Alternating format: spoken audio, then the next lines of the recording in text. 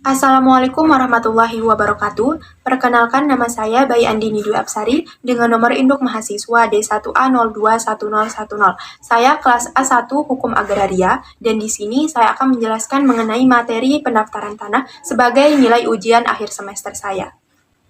Pengertian pendaftaran tanah menurut ketentuan pasal 1 angka 1 Peraturan Pemerintah Nomor 24 Tahun 1997 adalah serangkaian kegiatan yang dilakukan oleh pemerintah secara terus-menerus, berkesinambungan dan teratur, meliputi pengumpulan, pengolahan, pembukuan, dan penyajian, serta pemeliharaan data fisik dan data yuridis dalam bentuk peta dan daftar mengenai bidang-bidang tanah dan satuan-satuan rumah susun, termasuk pemberian surat tanda bukti haknya bagi bidang-bidang tanah yang sudah ada haknya dan hak milik atas satuan rumah susun, serta hak-hak tertentu yang membebaninya.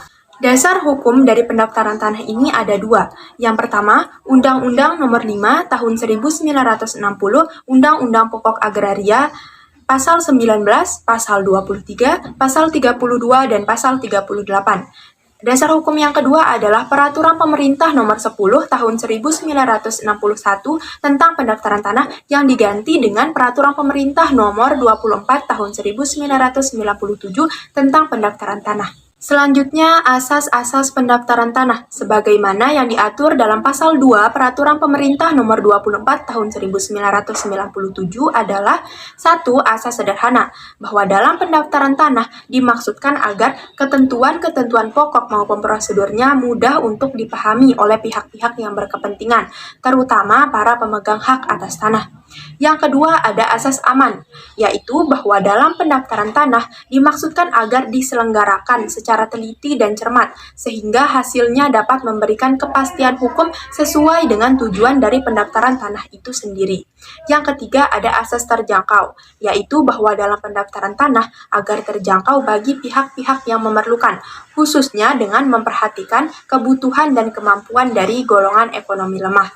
Yang keempat, ada asas mutakhir, yaitu bahwa dalam pelaksanaan pendaftaran tanah adanya kelengkapan yang memadai dalam pelaksanaannya dan kesinambungan dalam pemeliharaan datanya. Yang kelima, ada asas terbuka, yaitu bahwa dalam pendaftaran tanah hendaknya selalu terbuka bagi semua pihak, sehingga bagi yang membutuhkan informasi tentang suatu tanah akan mudah untuk memperoleh keterangan-keterangan yang diperlukan. Objek-objek pendaftaran tanah menurut ketentuan Pasal 9 Peraturan Pemerintah Nomor 24 Tahun 1997. 1. Bidang-bidang tanah yang dipunyai dengan hak milik, hak guna usaha, hak guna bangunan, dan hak pakai. Yang kedua, tanah hak pengelolaan. Yang ketiga, tanah wakaf. Yang keempat, hak milik atas satuan rumah susun. Yang kelima, hak tanggungan. Dan yang keenam, tanah negara.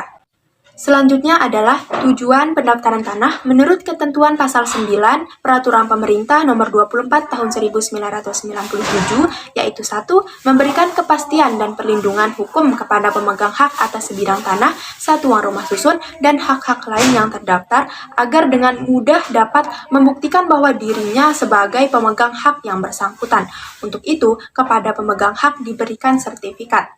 2. Untuk menyediakan informasi kepada pihak-pihak yang berkepentingan, termasuk pemerintah, agar pemerintah dengan mudah dapat memperoleh data yang diperlukan dalam mengadakan perbuatan hukum mengenai bidang-bidang tanah dan satuan-satuan rumah susun yang sudah terdaftar.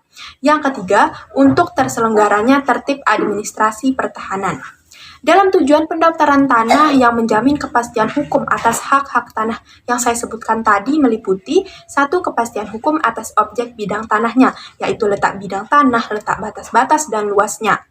Yang kedua, kepastian hukum atas subjek haknya, yaitu siapa yang menjadi pemilik atau siapa yang menjadi subjeknya. Yang ketiga, kepastian hukum atas hak atas tanahnya. Sekian materi tentang pendaftaran tanah yang dapat saya sampaikan. Kurang dan lebihnya saya mohon maaf. Semoga apa yang saya sampaikan dapat bermanfaat bagi kita semua. Terima kasih. Wassalamualaikum warahmatullahi wabarakatuh.